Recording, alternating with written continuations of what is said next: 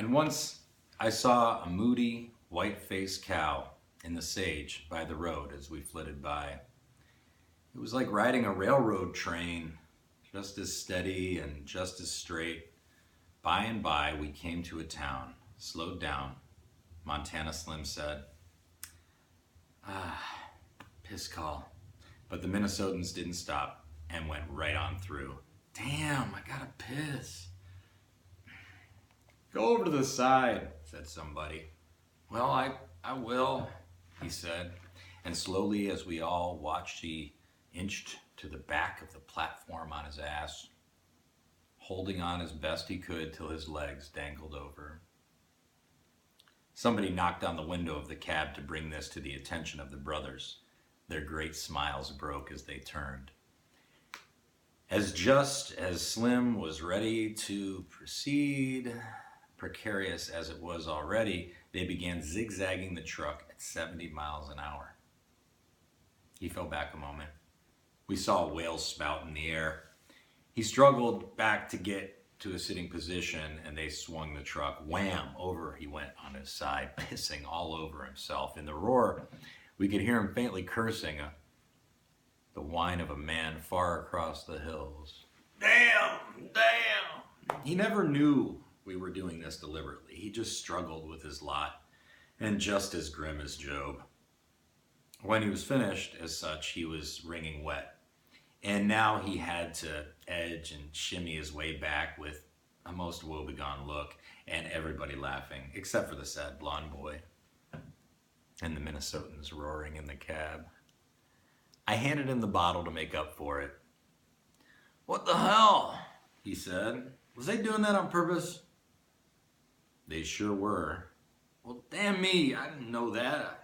I know I tried it back in Nebraska and didn't have half so much trouble. We came suddenly into the town of Ogallala, and here the fellows in the cab called out, piss call, and with great good delight.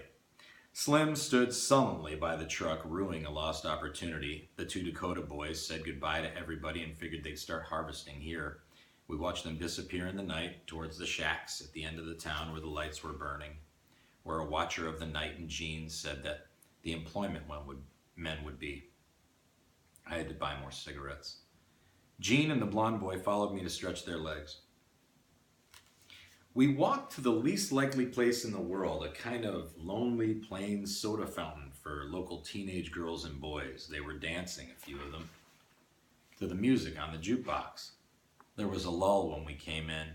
Jean and Blondie just stood there looking at nobody. All they wanted were cigarettes. There were some pretty girls too. And one of them made eyes at Blondie and he never saw it. And if he had, he wouldn't have cared. He was so sad and gone. I bought a pack for each of them. They thanked me. The truck was ready to go.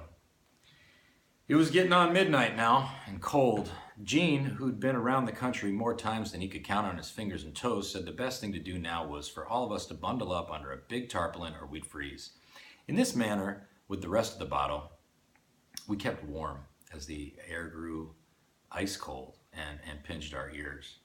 The stars seemed to get brighter the more we climbed the high plains.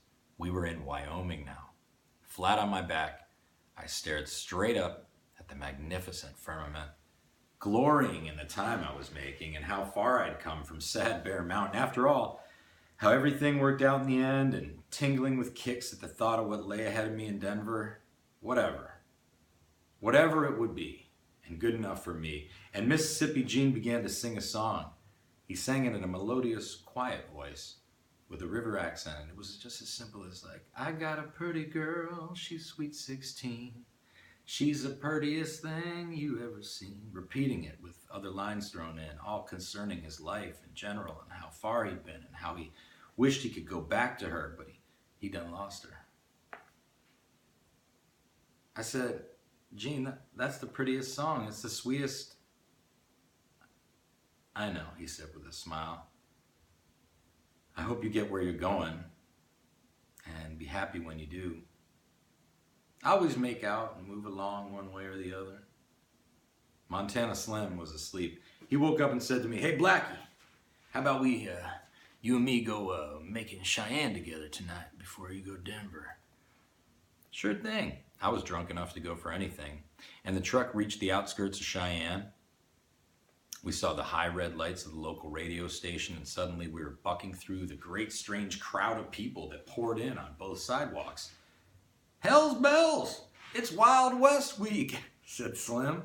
Great crowds of businessmen, fat businessmen in boots and 10-gallon hats, and their hefty wives in cowgirl attire bustled and whooped on the wooden sidewalks of Old Cheyenne, further down where the long, stringy boulevard lights of Newtown, Cheyenne. The celebration was focusing on Old Town. Blank guns went off. The saloons were crowded to the sidewalk. I was amazed at the same time. I had never seen anything so ridiculous in my first shot at the West.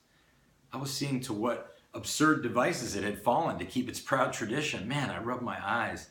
We had to jump off the truck and say goodbye. The Minnesotans weren't interested in hanging around. I was sad to see them go and realized I would never see any of them again, but that's the way it was. "You'll freeze your ass tonight," I warned. "Then you'll burn them in the desert tomorrow afternoon." "That's all right with me as long as we got out of this cold night," said Gene, and the truck left, threading its way through the crowds and nobody paying any attention to the strangeness of it, and the kids inside the tarpaulin watching the town like babes in a coverlet. I watched it disappear into the night. Mississippi Gene was gone, bound for Ogden, and then God knows what. I was with Montana Slim. We started hitting the bars. I had about $10, 8 of which I foolishly squandered that night on drinking. First, we milled with all the cowboy-dudded tourists and oilmen and ranchers at bars and doorways on the sidewalk. Then I shook Slim for a while, who by now was wandering a little slap-happy in the street from all the whiskey and beer. He was that kind of drinker. His eyes got glazed. In a minute, he'd be telling an absolute stranger about things. I went into a chili joint, and the waitress was Spanish and beautiful. I ate, and then I wrote her a little love note on the back of the bill. The chili joint was deserted. Everybody was drinking. I told her to turn the bill over. She read it and laughed. It was a little poem about how I wanted her to come and see the night with me. I'd love to Chiquito, but I have a date with my boyfriend." "Can't you shake him?" No, I don't," she said sadly. And I love the way she said it. "Some other time I'll come by here," I said. And she said, "Anytime, Keith." Still, I hung around just to look at her and had another cup of coffee. Her boyfriend came in sullenly and wanted to know when she was off. She bustled around to close the place quick. I had to get out. I gave her a smile when I left. Things were going on as wild as ever outside, except that the fat burpers were getting drunker and whooping up a little bit louder. It was funny.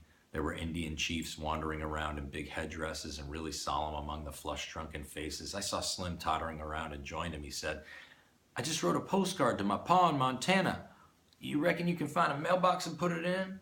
It was a strange request.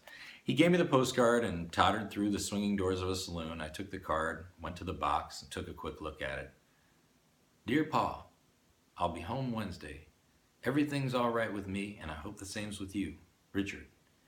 It gave me a different idea of him, how tenderly polite he was with his father. I went in the bar and joined him. Sometime in the distant dawn, I planned to get on the road for Denver, the last 100 miles. But instead of that, we picked up 2 girls who were wandering in the crowds, a pretty young blonde and a fat brunette sister of some kind. They were dumb and sullen, but we wanted to make them. We took them to a rickety nightclub that was already closing, and there I spent all but $2 on scotches for them and beer for us. I was getting drunk and didn't care. Everything was fine. My whole being and purpose was pointed at the little blonde's middle. I wanted to go in there with all my strength. I hugged her and wanted to tell her. The nightclub closed and we all wandered out in the rickety, dusty streets. I looked up at the sky. The pure, wonderful stars were still there, burning. The girls wanted to go to the bus station, so we all went.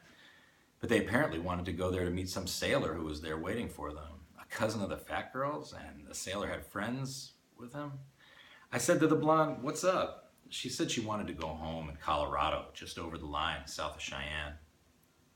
"I'll take you in a bus," I said. "No. The bus stops on the highway, and I have to walk across that damn prairie all by myself. I spend all afternoon looking at that damn thing, and I don't aim to walk over it tonight." Listen, we'll take a nice walk in the prairie flowers. There ain't no flowers there, she said. I want to go to New York. I'm sick and tired of this. Ain't no place to go but Cheyenne, and ain't nothing in Cheyenne. Ain't nothing in New York. Hell, there ain't, she said with a curl of her lips. The bus station was crowded to the doors. All kinds of people were waiting for buses or just standing around. There were a lot of Indians who watched everything with their stony eyes. The girl disengaged herself from my talk and joined the sailor and the others. Slim was dozing on a bench. I sat down. The floors of bus stations are the same all over the country. They're always covered with butts and spit. A sadness that only bus stations have. For a moment, it was no different than being in Newark, except that I knew the great hugeness outside that I loved so much. I rued the day I had broken up the purity of my entire trip, saving every dime and not drinking and not dawdling and really making time by fooling around with this sullen girl and spending all my money. It made me sick. I hadn't slept in so long. I got too tired to curse and fuss, and I went off to sleep. Eventually, I curled up on the entire seat with my canvas bag for a pillow, and in that way slept till 8 o'clock in the morning among the dreamy murmurs and noises of the station and of hundreds of people passing. I woke up with a big headache. Slim was gone, to Montana, I guess. I went outside, and there in the blue air I saw, for the first time, in hints and mighty visitation far off, the great snowy tops of the Rocky Mountains. I took a deep breath. I had to go to Denver at once. First I ate breakfast, a modest one of toast and coffee and one egg, and then I cut out of town on the highway. The Wild West Festival was still going on. I left it behind me. They were having rodeos and the whooping and jumping was all about to start all over again. I wanted to see my gangs in Denver. I went over a railroad overpass and reached a crossroad of shacks where two highways forked off, both for Denver. I took the one nearest the mountains so I could look at them and pointed myself that way. I got a ride right off from a young fellow from Connecticut who was driving around the country in his jalopy painting. He was the son of an editor in the East. He talked and talked. I was sick from drinking and from the altitude. At one point, I almost had to stick my head out the window, but I made it. And by the time he let me off to Longmont, Colorado, I was feeling normal again. And I'd even started telling him about the state of my own travels. He wished me luck. It was beautiful in Longmont.